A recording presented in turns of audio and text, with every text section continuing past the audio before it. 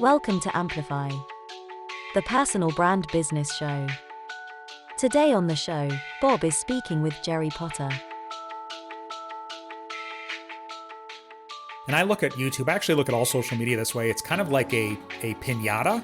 You know, if you've ever been at a party with a piñata and people go up and they hit it and it seems like nothing happens, they hit it and it seems like nothing happens, but stuff is happening. That piñata is breaking down. And I think it's the same thing for YouTube or any social media effort. You just have to keep hitting it, knowing that something, believing that something is happening. And so for me to go back, I got my first client when I had 17 subscribers. Hi there and welcome back to the Personal Brand Business Show. My name is Bob Gentle and every week I speak with incredible people who share their secrets to building, marketing and monetizing their expertise and the mindset you need for your business to grow and thrive. If you're new to the show, then while you still have your device in your hand, take a moment to subscribe. On Apple Podcasts, it's the follow button. I think on Spotify, it's a good old-fashioned subscribe button. And if you're on YouTube, you're awesome. Come back. Hit the subscribe button, the bell, and the thumbs up. Go for the triple. And yeah, welcome back to the show. So this week, we are going to have a lot of fun. I can tell we're going to have a lot of fun because when I work with clients, and I speak to pretty much anybody, the one thing they will always tell me is social media is a hamster wheel. It's time consuming. It's inefficient. It's a labor. It's a chore. And yet, if you want to build your personal brand, it's pretty much essential. So this week, I am thrilled to welcome Jerry Potter from 5-Minute Social Media Marketing to the show. Jerry, welcome. Thank you so much. It's truly honored to be here. Oh, I will take that at your word. So 5-Minute Social Media Marketing, this in itself is exciting because social media is just, for most people, a giant time suck. Mm-hmm. But before I bounce down that rabbit hole too far, for the person who's meeting you for the first time, could you maybe just start by telling us a little bit about who you are, where you are, and what you do? Yeah, so I describe it as I had to get fired 3.5 times, or made redundant, as we say in some parts of the world, 3.5 times to get to where I was now. And so for over 20 years, I worked as a radio and TV personality or presenter, primarily radio. And as that industry changed, my wife and I hosted a show together, and we got laid off 3 times in 5 years at no fault of our own. You know, it wasn't like anything scandalous happened or the ratings were bad. It was just like, oh, we're going to go Spanish now. Do you speak Spanish? No, I don't, or not well enough to host a radio show. And it's like, okay, well, we wish you well. And as our kids were starting to grow up and we didn't want to move around chasing radio anymore, it was time to find something new. And so I ended up having a friend point out, because it was really hard to figure out how those skills were going to translate to anything else. And he said, think about it. You're a content creator. You've been a content creator and an engagement specialist. Like, you get people to call a radio station at 5:01 a.m. Everybody needs content now. And it was just this sort of perfect moment in 2015. And so I still didn't have like the experience specifically, but I found this ad online and met with these people that were starting a social media agency, and we just kind of clicked and they created a position for me, and I got to kind of experiment and learn as we went. And a couple years in, I wanted to learn more about YouTube. Our clients were asking about YouTube, and so I said, okay, I'll start a YouTube channel and we'll see what happens, right? Best way to learn is to start doing, as I tell people all the time. And so I started this YouTube channel. I'd always been an efficiency geek, and I noticed that most of the YouTube content and tutorials out at the time was being created for people that was their full-time job. They were the marketer, and not for business owners that, you know, have an hour or two maybe to spare a week on this part of their business. And so that was kind of where the name 5-Minute Social Media came from, along with the fact that the domain was actually available. And so that was the beginning of it. And it's like, let's see what will happen. And when I start something, I try and commit to it for a certain amount of time, because as you know, if we don't believe it's going to work, or make the effort at least like it's going to work, we will quit, or we will take the foot off the gas every time there's a little, you know, every little bump becomes a mountain instead of a little bump. And so I said, I'm going to do this for a year. And oh my gosh, it was discouraging, because it was month after month after month of just this tiny growth. I started, asking family and friends, go subscribe and stuff like that. And so it took me 6 months to get 100 subscribers. Many times that I would have quit had I not told myself I would have committed for a year. But then a month later, I had 1,000, and then a year later, 10,000, and it just took off from there. And so now I'm grateful that I think we're approaching 150,000 subscribers, and I've been able to meet all kinds of amazing entrepreneurs from around the world and help them with their social media marketing. And so now I'm just so grateful for what I get to do. And I have always looked at it as, after getting fired in radio and almost getting fired at the agency, because my boss came to me and said, hey, we've got all these new clients. There's supposed to be this big celebratory lunch. And I was like, oh, this is great. Who's going to manage them? And she said, you need to manage them. And I was already working more than 40 hours a week. And I said, well, I'm already, doing all this work. And she looked at me, and the lunch took a turn at this point. And she said, if you can't manage these clients, I can't keep paying you. And it was just this moment of, oh my gosh, I'm going to lose this job now too. And I went home, talked to my wife, and she said, well, figure it out. You like to figure things out, figure it out. And so I just started looking at how social media can be done more efficiently. And so now my goal is to make sure that nobody ever loses their job or their company because they couldn't figure out how to make social media work. And so that's kind of my ongoing mission with everything that I do. There are a few areas there I'd like to look at. One is, how can we make social media more efficient? Another one is the YouTube journey and the impact that that's had on your business as well. So maybe let's start with the efficiency piece. There are two sides to this. Number one is actually creating content and establishing some visibility. Mm-hmm. That's fantastic. But as the saying goes, likes ain't cash. And one of the things, having a little bit of a snoop around your universe that you speak about quite regularly, is not just how to create content efficiently, but how to create content efficiently, which actually has the desired effect of generating leads. Mm-hmm. This is really what I'd like to speak about. I guess what I'd like is, let's talk about content efficiency first and what that actually looks like in real terms for the average guy with a small business. And then we can maybe look at how that can be more effective. Yeah. So the efficiency thing, when I was at the agency and she said, yeah, take on these new clients, and these were bigger clients too. So there was, it was kind of intimidating, like, oh my gosh, some of these were well-known businesses in our area. And it was like, oh my God, what am I going to do here? And I always say, when I speak at an event and we talk about efficiency or what should I focus on in social media, sometimes I like to hold up a pen and I'll say, I could literally run a Twitter account for this pen, or an X account, as it seems to be going, for this pen, and make it a 40-hour-a-week job. Social media can take as much time as you want it to take. And so that is where we start, and that's why we have to start choosing what's actually important. And so at the agency, I just got to start experimenting with what would actually move the needle. But for entrepreneurs and for business owners, the first step usually is figure out which social network you're going to focus on. Now, people think, oh, I want to be everywhere. It's free. And I will usually say, well, you can also go stand on the side of the road with a sign, that says, we'll do your accounting, for money or whatever else. There are lots of ways to advertise for free. We have to factor in our time. And so the first thing I encourage people to do is focus on one social network. And the analogy that I like for this is, because people say, well, they're all free. Imagine if each one cost $5. Right? So as of this conversation, we have got YouTube, we've got Facebook, Instagram, TikTok, LinkedIn, Snapchat to an extent. And, by the time somebody's listening to this, there might be more that are that are rising up. And so if each one cost $5, which ones would you focus on? Because if you wouldn't be willing to invest $5 into a tool, then it's probably not worth your time, right? Then all of a sudden people go, oh, never mind. I don't need to be on Twitter/X or TikTok or whatever it might be. And I look at social media networks like plants. When you give them attention and nurture them, they grow.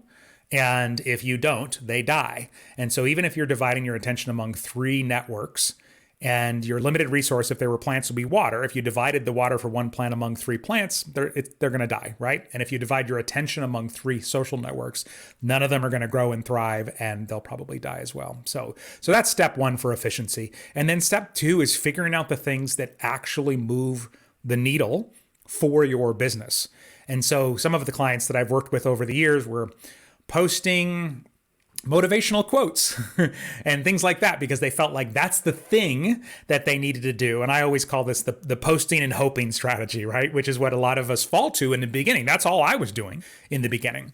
And instead, we want to figure out what actually moves the needle. So I have one woman, Chelsea Hayes, who helps course creators. Like, she's sort of a back-end strategist and launch specialist for course creators. And she was posting inspirational quotes and doing all this stuff. And, we realized she was already good at what she did. She just needed to get in front of people. And so we created this strategy where it wasn't about posting. She would just go into Facebook groups where course creators were and be helpful, not spamming, nothing like that. And once she started doing that, she came back and sent me this message and said, on average now, for every hour I spend doing that, I book a $5,000 client.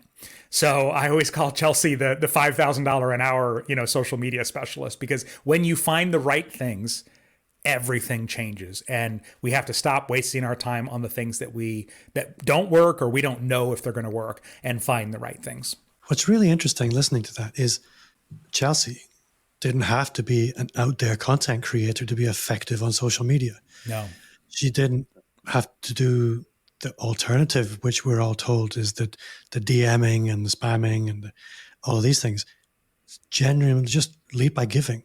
I really, really like that. But it being strategic and authentic in it as well. Yeah, yeah. And that's I actually teach a strategy called the peacock strategy for Facebook groups, because people say, oh, I don't want to be spammy, or I don't want to be kicked out. But there is a way, if you go into Facebook groups that other people are running, you can do things that make their group better, right? By giving help and engaging and all of that, and still attract people ethically. And so I call it the peacock strategy, because it's kind of like you go into this group, you show off your feathers, and people go, oh, what's going on over there, Chelsea? And it can be really effective without doing anything that makes us feel, icky, for lack of a better word. Hi, it's Bob here. If you're listening to this show and thinking, this is way out of reach for me, I get it. But I want you to stop. Working with me one-to-one or in a group on your business is accessible and affordable, no matter what stage your business is at. Just open your email, draft a message to bob@amplifyme.agency, or search for @BobGentle on any social media platform. Direct message me, tell me your story, and I'll do my very best to help make sure that the next chapter is the best yet.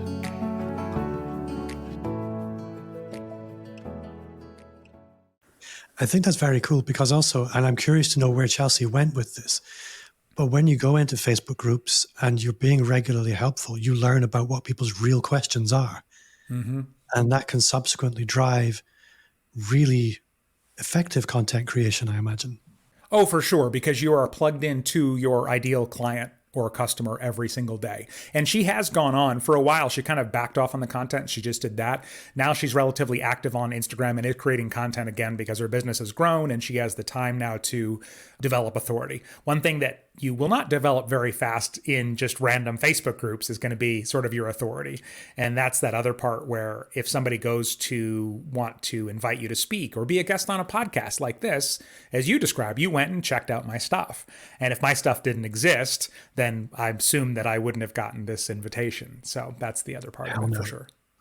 So what you described about putting constraints around the time that's available for social media. A small business owner, like you said, they only have an hour or two a week, and they look at what a lot of people will tell them they need to do, post on TikTok every day. You have to be living in Facebook groups. It's ineffective. Yeah. What I like about putting constraints in is Parkinson's laws. Any task will grow to fill the available time. Yes. So straight away, we need to put limits on it. And 5 minutes is a great target, because most people are smart enough. If you say, I need you to write a social, they know it's not rocket science, but there are many things they'd rather do. And people will make pretty much any task complicated when it's unpleasant to do.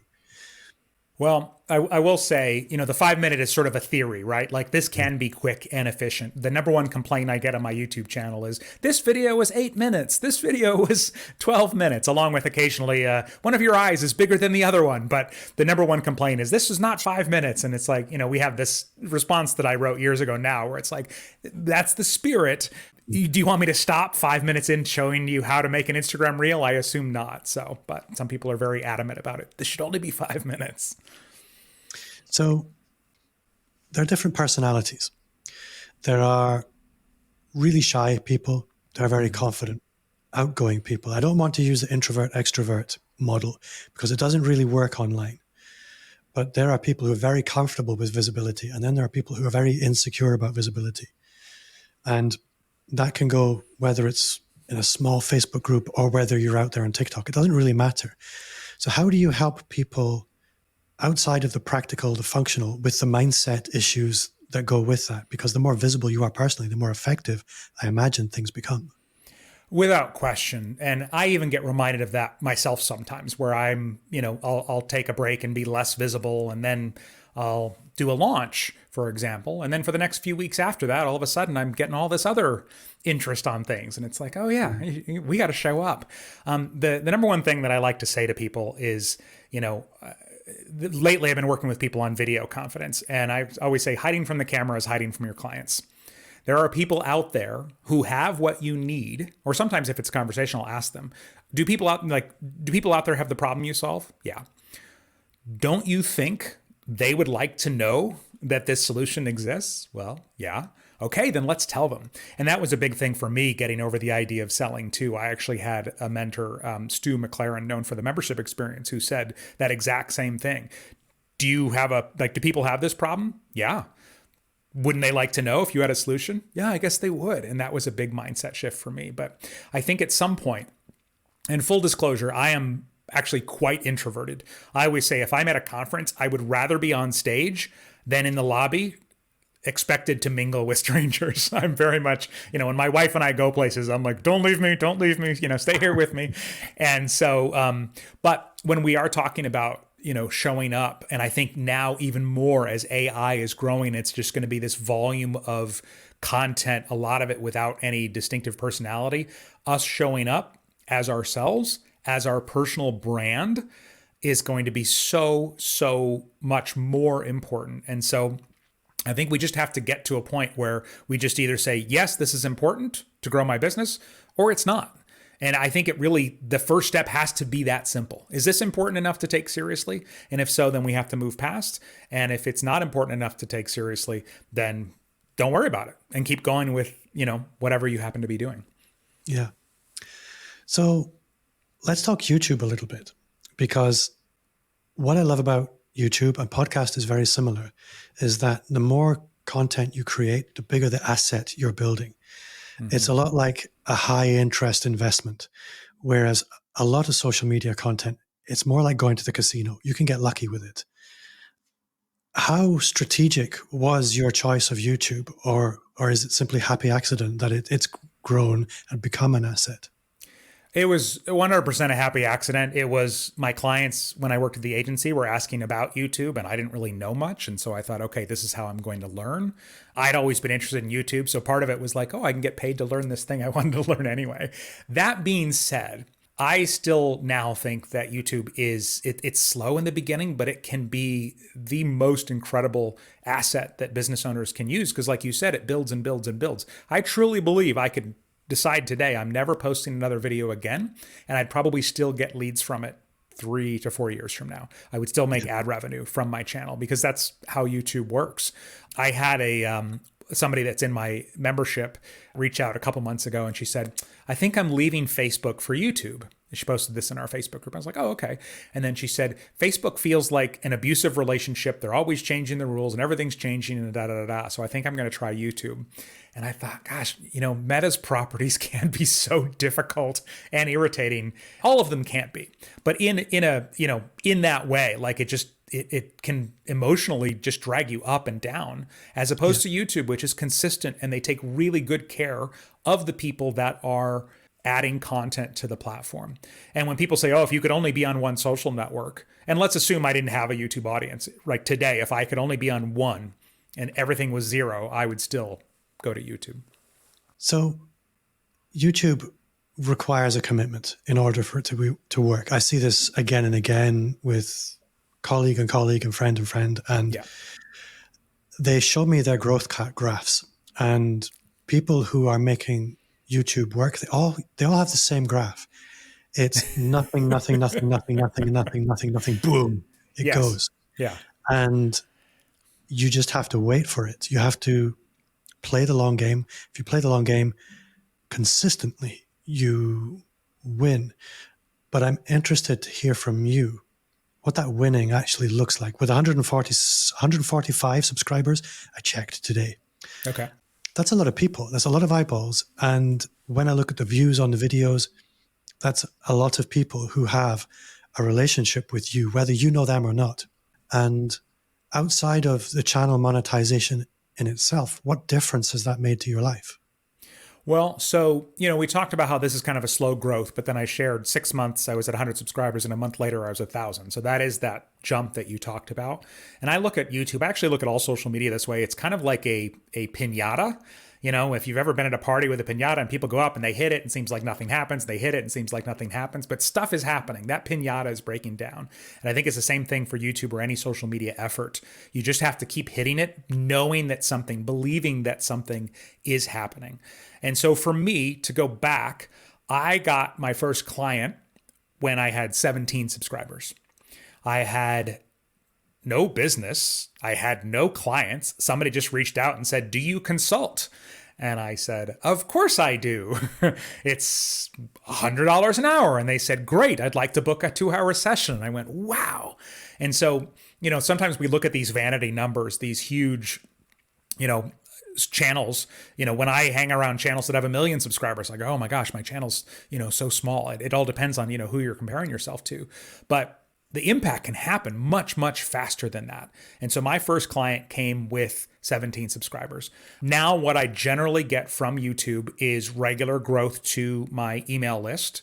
And then on the back end of that, the way I decided to monetize my business was through courses and memberships. It was a very intentional decision for me because when I worked at the agency, I would see some of the maintenance, we'll call it, that was required for clients that pay a lot of money. We had clients that were paying $100,000 a month to the agency for social media and SEO and other things like that. And they would sometimes have to chase down payments and different things like that. And so that's why I said, okay, I want to get into a thing. People pay. If they stop paying, then that's fine and they go away. And so that's how I built it. So for me, it's basically an email list lead generator.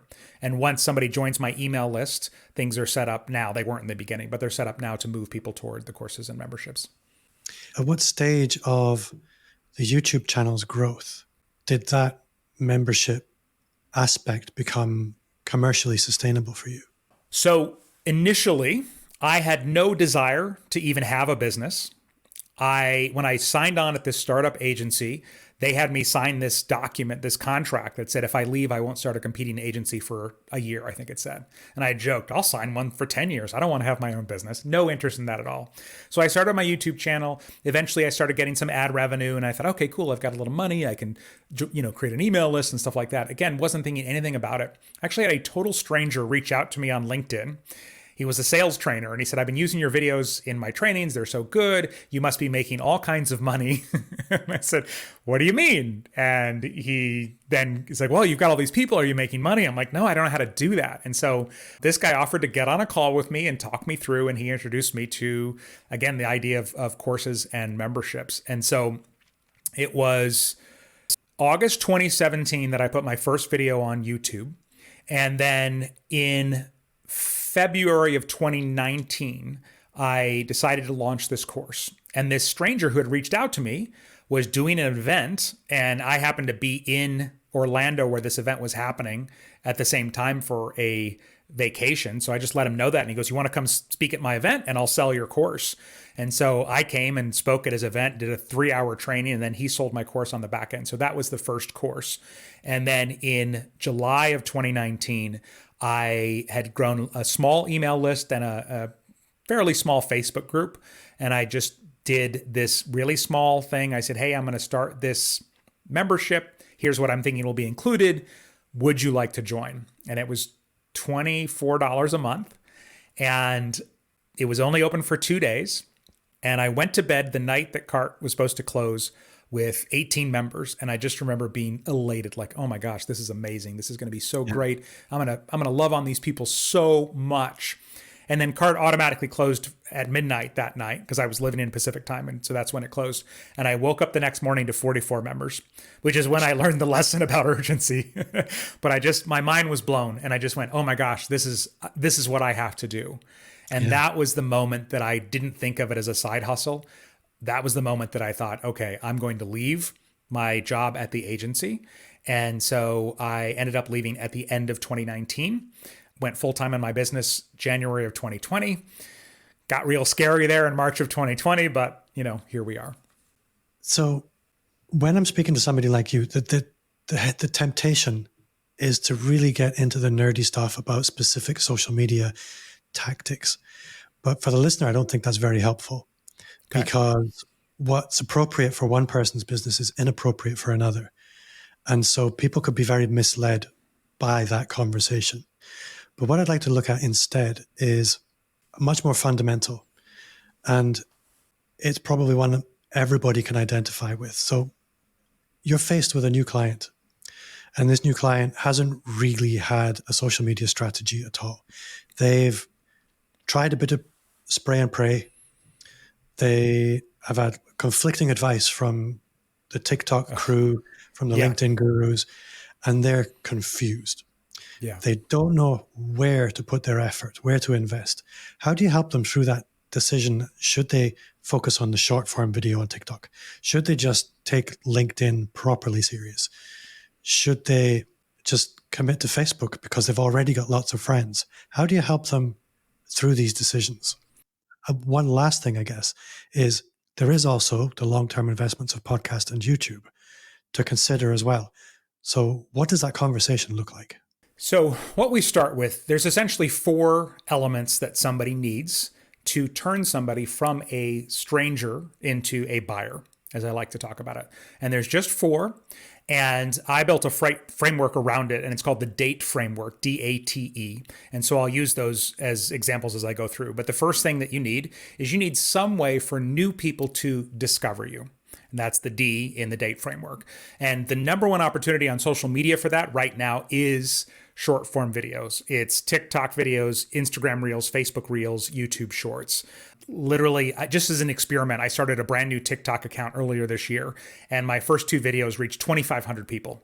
And I had 0 followers when I started. So the opportunity to get in front of new people is incredible. And so that's where we start, though. How are you going to get discovered? Now, it may not be short form video. It might be somebody who, if they're well known and they are constantly on stages, either in person or guests on podcasts, that can be other ways that people can discover you. But you have to have a way that people will discover you. The second part of the D.A.T.E is the acquaintance phase. And I call this the acquaintance phase because it's kind of like the person knows who you are. They don't fully know what you do or anything like that. So I equate it to like somebody that I see at school pickup when I pick up my kids after school. I see them across the parking lot. I might wave. Maybe I know what industry they're in, but I don't know a whole lot about them at this point.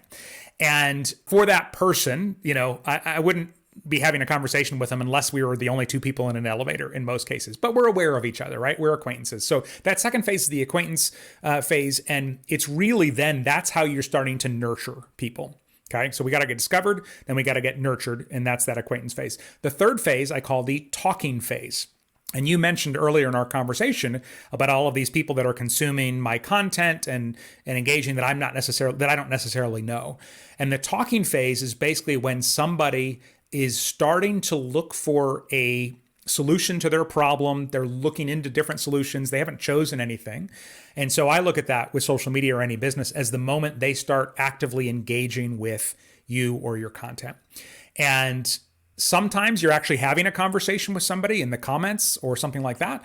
And other times, or at school pickup, and other times you are, they're consuming your content and responding in their own head. Okay. Yeah. But that's that talking phase. And then the last part is what I call the enchanted phase. And this is essentially where you are converting people. And so you've got D.A.T.E, discovery, acquaintance, talking, and enchanted. When somebody's enchanted, they've pretty much decided you're their person, you're their business. They're gonna buy. It's just a matter of deciding when. And so what we do in that is we really kind of work on your offer, because they're waiting either to believe the problem they have needs to be solved bad enough, like personal urgency, or they're waiting for a deadline, or they're waiting for the right offer, or any number of things. And so that's what we focus on that. So if a business owner came to me in the beginning, we would start by looking at what they have. Do you already have an offer that converts once people are aware of it? Great. Enchanted is mostly taken care of. Okay, do you have a way for people to start reaching out, to you? And we usually work backward, because there's no point in sending people to your offer if nobody wants your offer, right? And and then we kind of work backward from there. And so for anyone listening to this right now, you want to just look at those 4 types of content and see what they might be in your business. And the cool thing with social media, and this is where I created the framework, is that different platforms serve different parts of the date. It used to be somebody could say, I want to learn more about Bob. So they start following you. And immediately you say, buy my most expensive offer. I don't know you. I don't like you. I don't trust you. I don't know, nothing yet. And so that's way too big of an ask. And so now the way the social platforms are working, here's how we do it. So you can actually talk to people in the approximate phase that they're in. Discovery is all about the short form videos, like I talked about. When somebody sees your TikTok, your reel on Facebook or Instagram or your YouTube short, there's a real good chance they don't know who you are yet. And so we use that to get them to want to follow you and learn more. Then the feed posts on most of the platforms. In order to see a feed post, you're probably going to have to follow somebody. Rarely do feed posts go viral.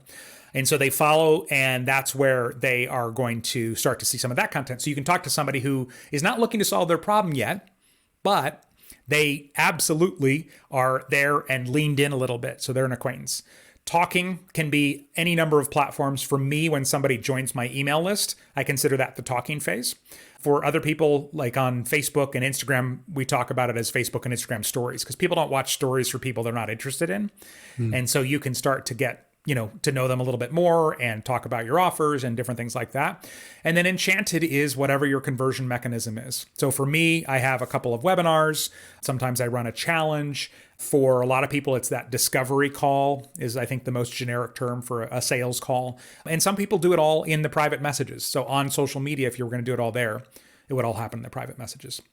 So for me, it starts with, short form video for discovery, and then sometimes feed posts. And then the goal is to get them to my email list as fast as possible, because that's the part that I have finely tuned, and it does very well. What's interesting listening to that is at the top of the funnel, it seems to be fortune favors the brave there. Yes. Yes. Hang on, I have to applaud that. That's perfect. Yes. Because the short form video in particular, and video in general, the majority of people, you and I mix in certain circles where videos become normal. We don't really think about how intimidating that is. For the majority of people, I almost fell in the trap of saying for anybody under 25, but I don't believe that's the case. I think we just think it's the case. I would say 90% of people find video intimidating, which explains to you why this is such a big opportunity. If you can move past the intimidation into a place where you're willing to be courageous and make something which is, for most people, extremely unusual, less painful, and normalize it, desensitize yourself to it, it's a huge opportunity. Totally. And all you have to do is start. And, this is one of the reasons it's so intimidating is because we see this curated feed of the best videos in the world. The best editing, the most talented people, the funniest, the most inspiring. It's unbelievable. And a lot of the people that are making these videos are videographers and things like that. And so I think that's why it's so intimidating to get started. I remember the first time I opened TikTok several years ago, I couldn't believe the quality of the content that I was seeing. And even me, who's been a lifelong content creator, was like, oh my gosh, this is amazing. I don't have time to make this kind of stuff. Yeah. But one of the things that's so great and scary is how good the algorithms know people. And so when you start making content that is for a certain person with the things they want to hear, the algorithms do a really good job of finding those people. And I've really leaned into, I've always kind of done courses and memberships, but I recently added a higher touch thing where I could work with people specifically, like privately, on their scripts and their camera confidence, because I know this opportunity is there. And as you said, 90% of the people are not bothering to do that. And once you start, like right now, I'm wrapping up one session of 26 people, and some of the videos are so good. I can't remember who said they were scared to go on camera at the beginning. Yeah. And there's a few steps there. One is you actually did it. Two, when you have a script that you feel good about, then that changes everything as well. And so being able to see, for the person who feels like, oh my gosh, I could never do that. I've watched people transform within a few weeks. It doesn't have to be with me. You can do this on your own or with somebody else. But you are not as far away from making good videos to help you get discovered as most of us think we are until we actually get going. I think alongside that, your videos don't have to be as good as you think they do. No. If somebody can create a relationship with you in their own head, the job done. That's the important thing. A brand, it's often said, is what people say about you when you're not in the room.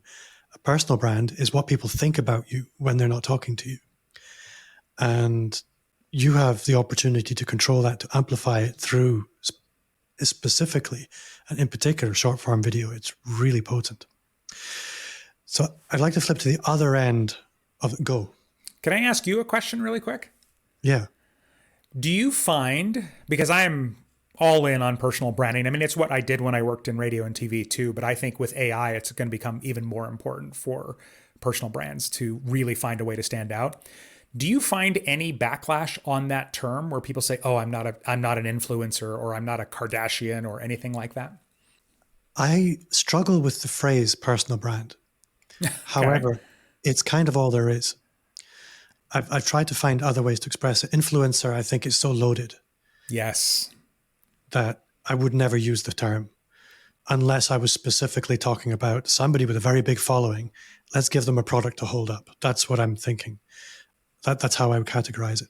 Okay. Because I love that you do this show, period, because I think all brands need to think of themselves as a personal brand to an extent. One thing, if we take a massive corporation like Starbucks, yes, there are, I don't know, hundreds of thousands, or I don't know if they have millions of employees, but on the back end, in every store, in every time they reply to you on Twitter or X or whatever it might be, you get the same consistent experience, because behind that, they have a brand voice guide, right? And that's so important. And we know from working with chains that have franchises, how you can go from one to another and it's a completely different experience. Yeah. And so if you look at the biggest corporations in the world, no, it's not a personal brand, but it's still a brand.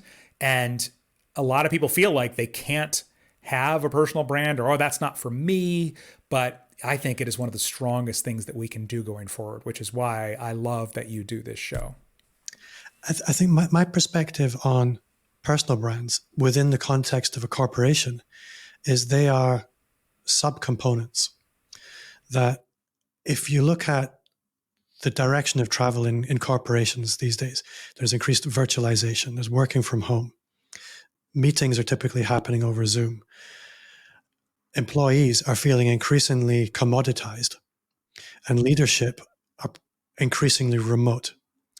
And if we take two companies, one of them is as described. The other company, the leadership have made the decision to communicate, to build their personal brands, to express themselves, to share what they stand for, to show visible leadership, to build relationships at scale through content. They have created a parasocial bond with their broader corporate ecosystem that will mean that they decommoditize everything, because people are now bought in to the direction of travel. They're going on the same journey. They've got a heroic leadership. Yes. Whereas the other company, all they have is a paycheck. Who's going to win? Who's going to hire the best people? Who's going to keep the best people? Who's going to have the story that customers want to get behind? Who's going to attract investment? Who's going to get trust from regulators? There's so much power in the personal brand. But I digress, but you did ask. So we should probably, looking at the time, I'll make this my last question unless I decide to ask another one afterwards. But Okay. the other end of the date is the offer. And what was interesting is you didn't go into high ticket, low ticket, but you were talking about what's a way that I can provide you value right now. No, we're not talking money, but we're talking how can I offer you something going to value for an email address, for a bonded relationship, for access to you. And because I was thinking as you were speaking, oh, well, my offer is kind of complicated. It's very consultative. I'd need to really speak to somebody and develop something custom. Mm-hmm. That's not what you were talking about. That's very interesting. And does that come as alien to a lot of people? Can you say more about what you mean by that? What I mean is you talked about a lead magnet. Yes. Or a free mini course or a discovery call or free consulting, something so that you have somebody in front of you and a direct line of communication. The offer is, come to me, I'm going to give you this value. Once we have a relationship, we can talk money later, but the initial offer is not money. Yes. So for a business like yours, like you meet with clients before they sign on. Is that accurate? Oh, yes. Okay. So for a business like yours, when somebody joined your email list, you would start with the goal for any of these phases is how do I get them to the next phase, right? So let's say when somebody joins your email list, they're in the talking phase. If somebody's signing up to hear from you or your agency, in most cases, they're thinking, yeah, I might work with them someday.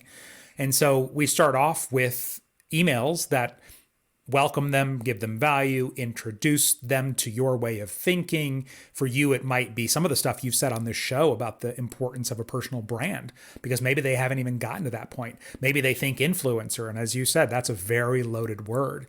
And so what that would do for you is it would get them from joining your email list to booking a discovery call. And it could be that it happens when somebody's like ready to go. It could happen within a day or two if you give them that opportunity, or they might be there for a few weeks and then get a link to your podcast. They listen to your podcast and eventually, hopefully they'll see that call to action at the right time to go through and book a call. And so for you, that is that moment where they're enchanted enough to go and have a conversation with you.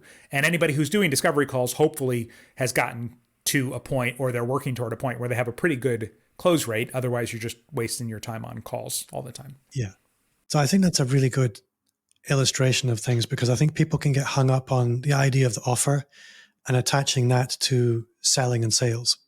Yes, there will come a sales conversation, but if you're moving somebody into the enchantment stage, you don't have to be talking of money at that stage, which is quite liberating. Well, and the way that I approach offers is, and just for full context, I call this entrepreneurial time travel. So I very much talk through my ideas on my voice recorder on my phone. And that's just how I think of things when I'm an avid hiker, and when I'm hiking, I'll record things that way. And I've gotten better at deleting them, but sometimes there's stuff on there from several years ago.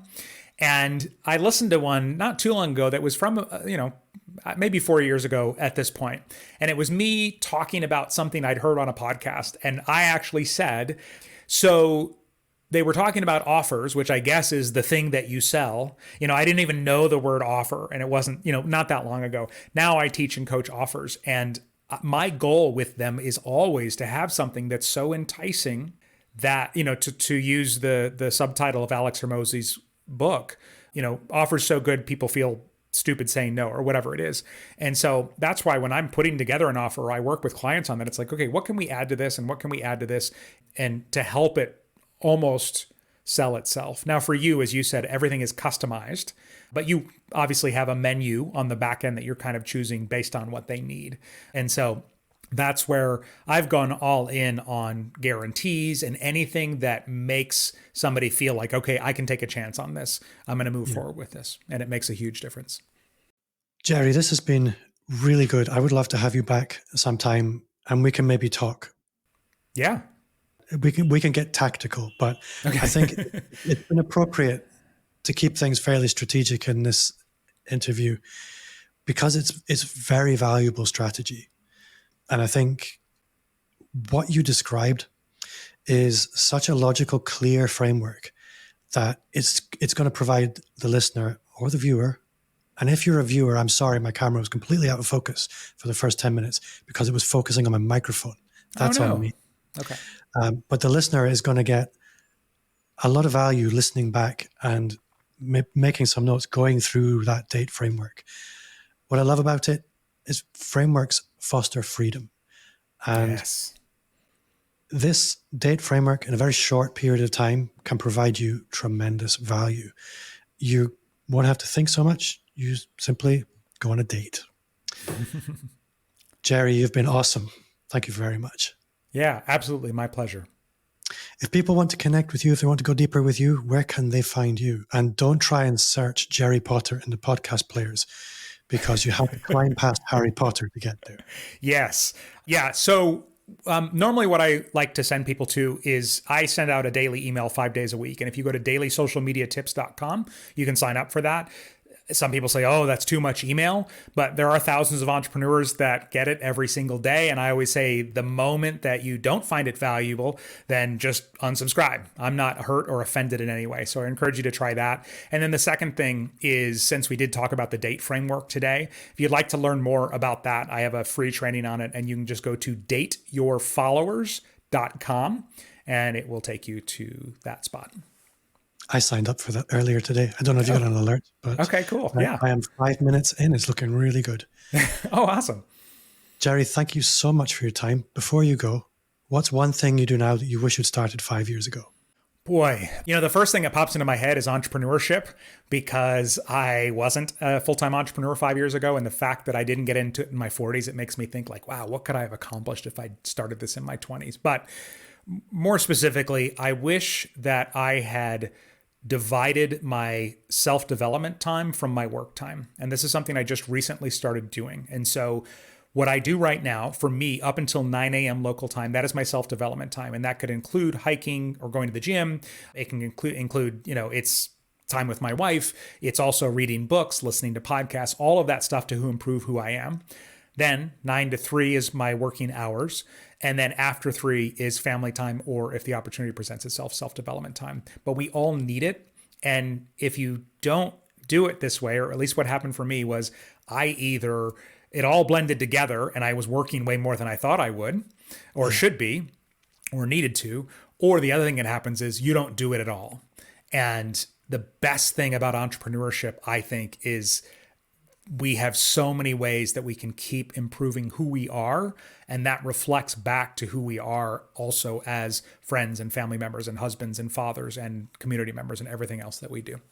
That's such a good answer. And it's a really important answer because, like you, I imagine, if you don't time block for the things that are actually important, what's left is the seemingly urgent.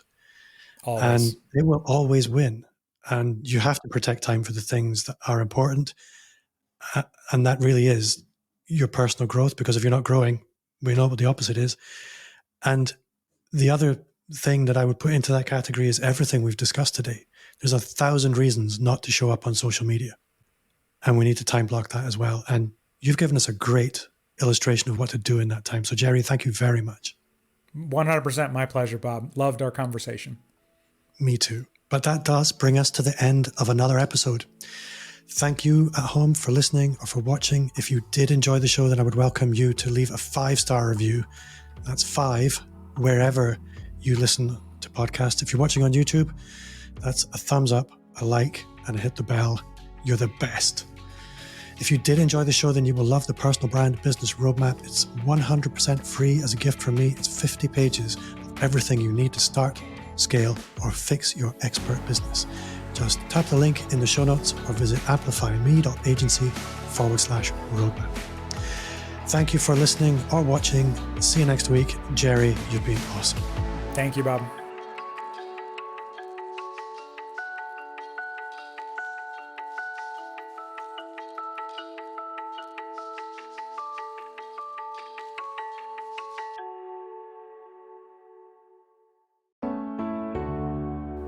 Hi, it's Bob here. If you're listening to this show and thinking, this is way out of reach for me, I get it, but I want you to stop. Working with me one-to-one or in a group on your business is accessible and affordable, no matter what stage your business is at.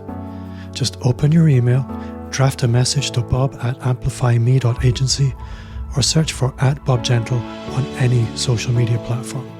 Direct message me, tell me your story, and I'll do my very best to help make sure that the next chapter is the best yet.